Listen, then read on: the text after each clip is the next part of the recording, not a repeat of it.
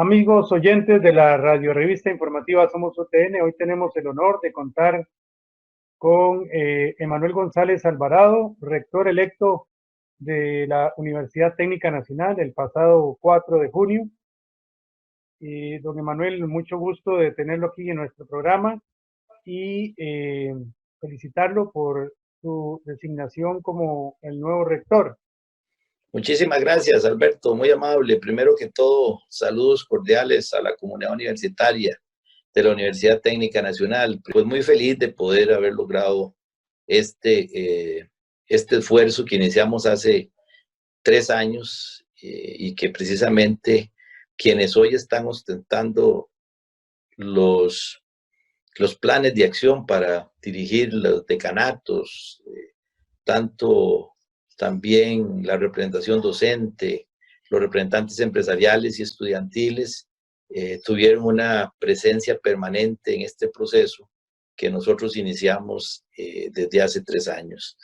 Muy contentos por la respuesta, muchísimas gracias a toda la comunidad por todo ese respaldo que nos dio unánime, un 93% obtuvimos nosotros, lo que significa que hay un respaldo total de la universidad, pese a ser un candidato único. Eso planteó un doble reto y un doble desafío, y eso hizo que mediante estas plataformas precisamente estuviéramos comunicándonos con las sedes, con las diferentes áreas y con los estudiantes, es decir, nunca nos quedamos en una posición de confort, sino que fuimos uno a uno para que los colegas que ya de por sí muchos habían participado, nos sumáramos a este gran esfuerzo que estamos haciendo todos en la universidad, sin duda alguna en tiempos tan difíciles, para poder darle continuidad a esos proyectos tan extraordinarios que se han venido construyendo en estos últimos 12 años. En ese sentido, yo reitero el agradecimiento y el gran compromiso que sin duda alguna tenemos para poder juntos orientar la universidad en las mejores condiciones que todos queremos, y este país también necesita, y el mundo necesita. Don Emanuel, un alajuelense destacado en la parte académica y profesional, muchos años en el Colegio Universitario de Alajuela y posteriormente en la UTN. Bueno, muy orgulloso, Alberto, porque yo inicié a los 17 años, cuando iniciaron la apertura de los colegios para universitarios. Y desde ahí, como que Dios y la madre naturaleza me dijo, usted va a estar en todo este proceso, porque cuando nosotros iniciamos, los colegios para universitarios no tenían ley de creación.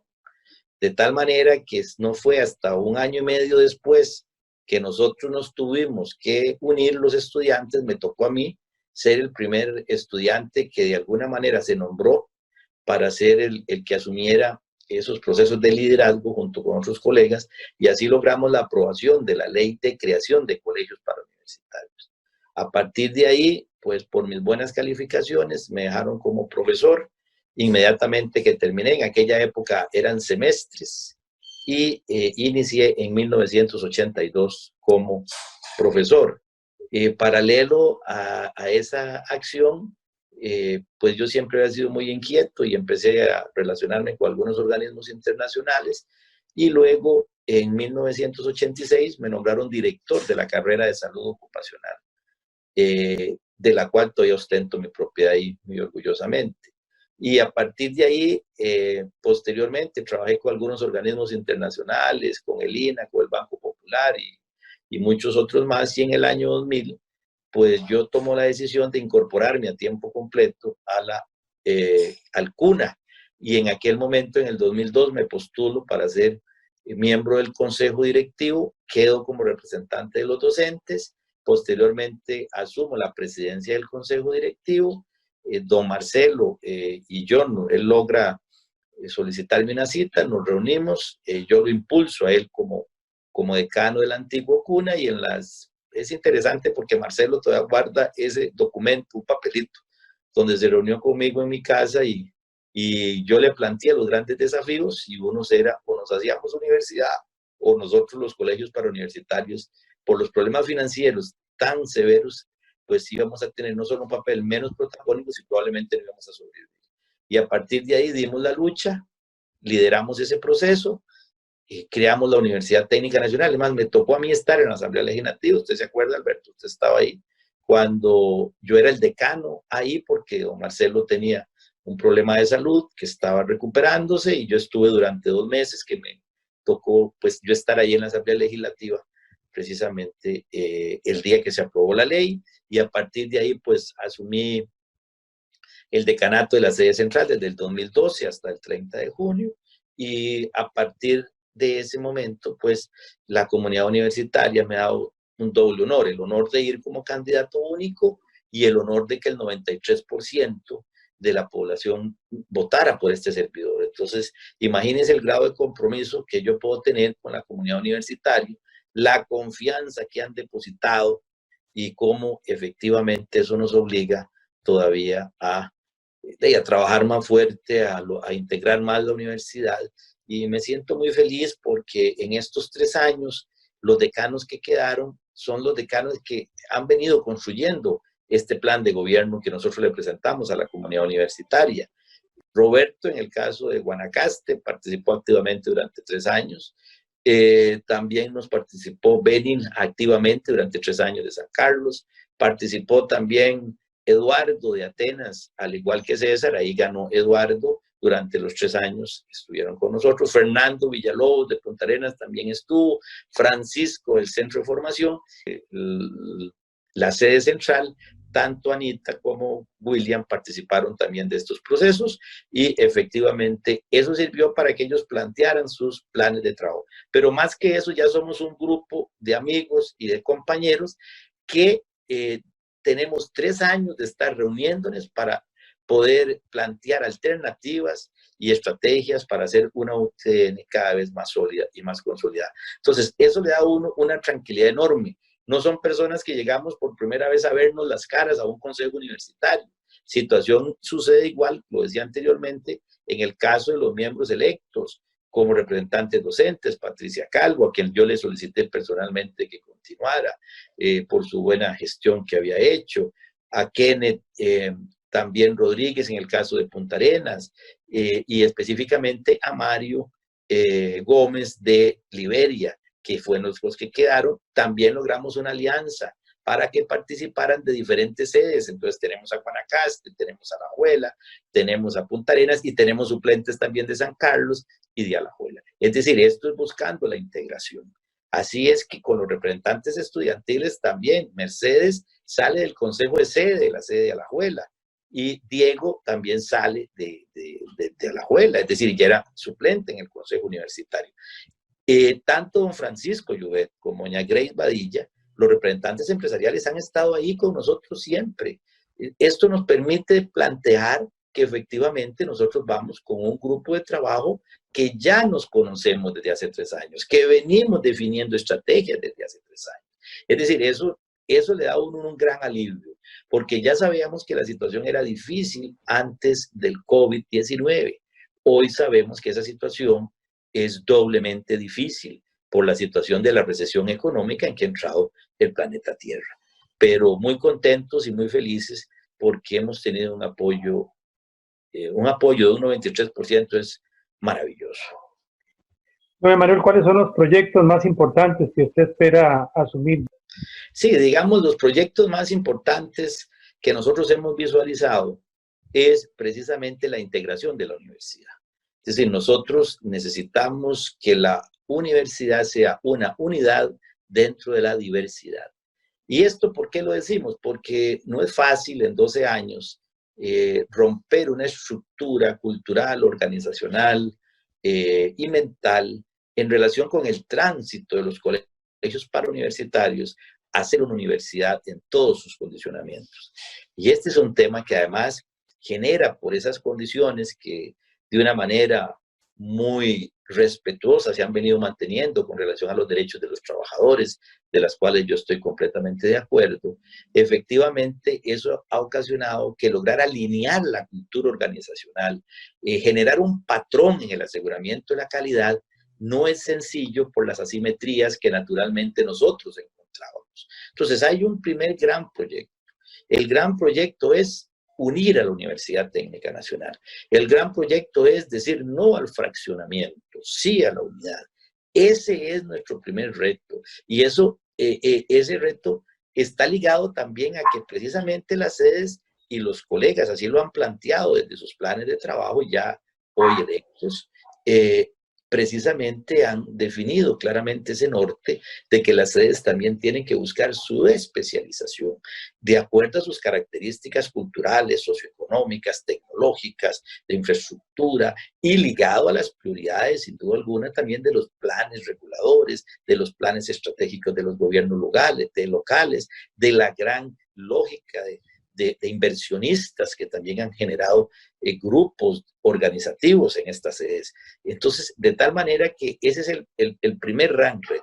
¿Cómo unimos a la Universidad Técnica Nacional? ¿Cómo aseguramos la calidad como un patrón? ¿Y cómo hacemos un alineamiento de la cultura organizacional que nos permita hablar un mismo lenguaje?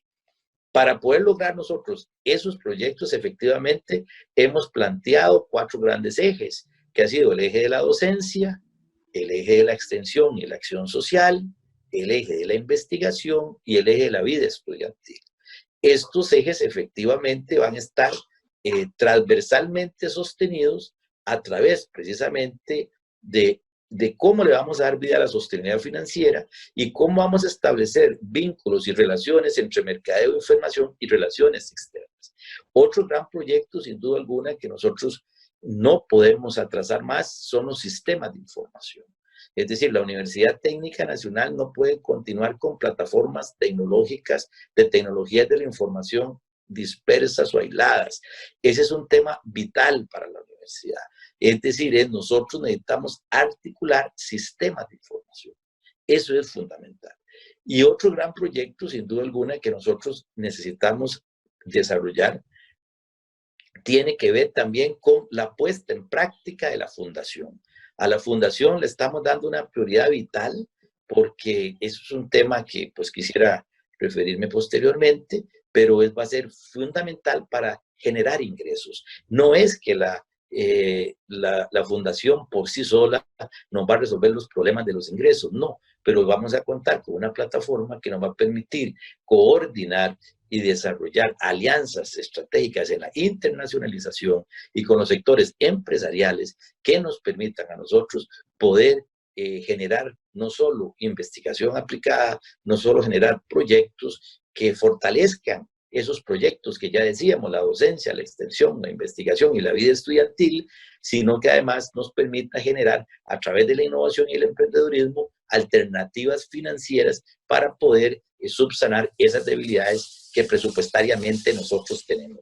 Entonces, ese es un tema fundamental que debemos también nosotros desarrollar. Don Emanuel, unos desafíos importantes es ver que si se continúa con el proceso de virtualización de las lecciones para el tercer cuatrimestre y lo de la negociación del FES. Sí, claro, esos son 2 temas vitales porque precisamente, José Alberto, digamos, esos son como proyectos que nosotros tenemos, pero sabemos que de alguna manera el gran reto que la universidad tiene es la sostenibilidad financiera.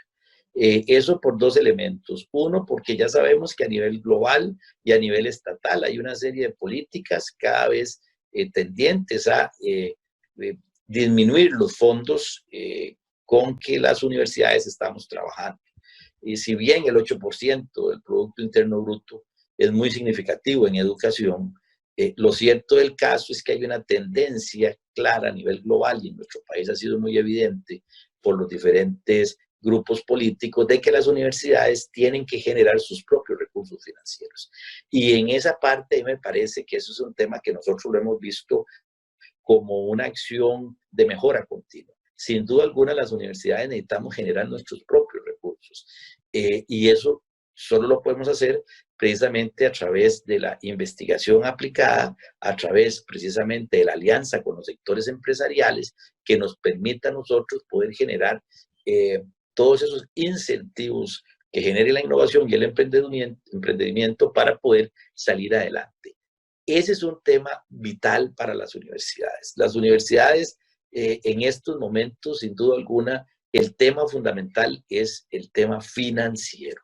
Y sabemos que en el caso de nosotros todavía se agrava más porque yo lo he planteado, es decir, hay que ajustar compromisos que históricamente tenemos con el sector administrativo, los estudios de reclasificación de puestos, con el sector docente, donde solo pagamos a un profesional especialista 1, no hay profesores de 2, no hay profesor asociado, no hay profesor catedrático, y en donde también tenemos que hacer ajustes para poder unir a los estudiantes, que esa es otra gran prioridad. Si nosotros necesitamos tener un movimiento estudiantil fuerte, lúcido, energético, comprometido, y recordemos que ha estado muy fraccionado, no hemos logrado tener una federación.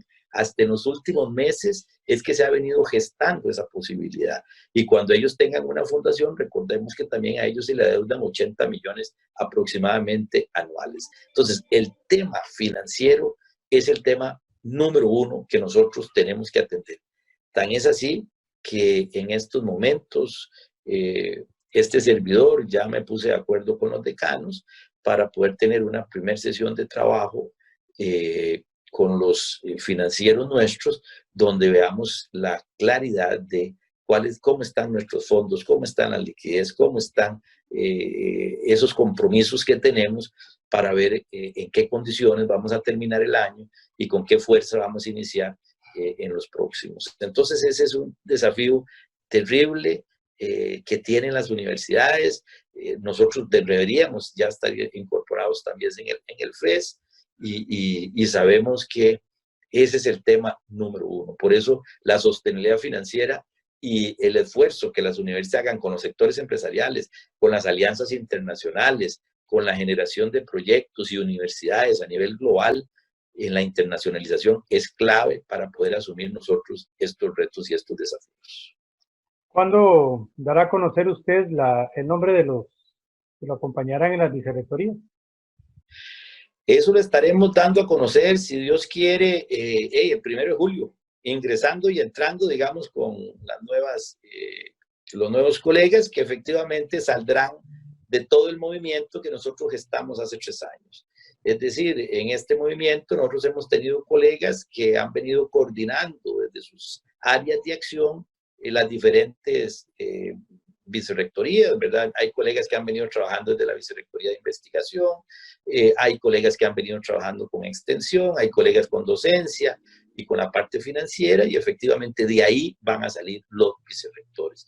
Es decir, van a salir de los compañeros que han estado liderando esos procesos y que dentro de su grupo han asumido un gran liderazgo. Es decir, ese es el tema fundamental que nosotros tenemos, recordando también, Alberto, que la universidad nuestra es una universidad con una estructura organizacional muy particular. Nosotros no tenemos escuelas, nosotros no tenemos facultades, y los decanos, además de que son electos en una asamblea universitaria, tienen un rol fundamental en la administración y gerencia de los decanatos. O sea, juegan un papel fundamental en ese sentido. Ese es un tema que nos va a significar a nosotros, sin duda alguna, poder ejercer, y así lo tengo yo planeado, ¿verdad? Como debe ser, un gran potencial con relación a los decanos, que de por sí, recordemos que además el decano es el gerente administrativo de una serie interdisciplinaria. Tiene un papel fundamental, y por la experiencia que yo he tenido, a los decanos sabemos de dónde nos chima el zapato. Entonces los decanos tienen que tener también aquí un papel protagónico, no solo en la administración de la gerencia de su sede, sino en la participación activa del desarrollo de la universidad junto al rector. Porque los vicerrectores, sin duda alguna, que son puestos de confianza, efectivamente son colegas que tendrán que gestar esa política, que tendrán que generar esa gran visión junto con los decanos, sin duda alguna, pero en estos grupos planteando nosotros cuáles son esas condiciones para que esa política se genere. Entonces ahí, en ese funcionamiento que tenemos nosotros, los decanos juegan un papel fundamental y necesitamos decanos muy armoniosos con el rector y en una gran armonía, sin duda alguna, con los vicerrectores.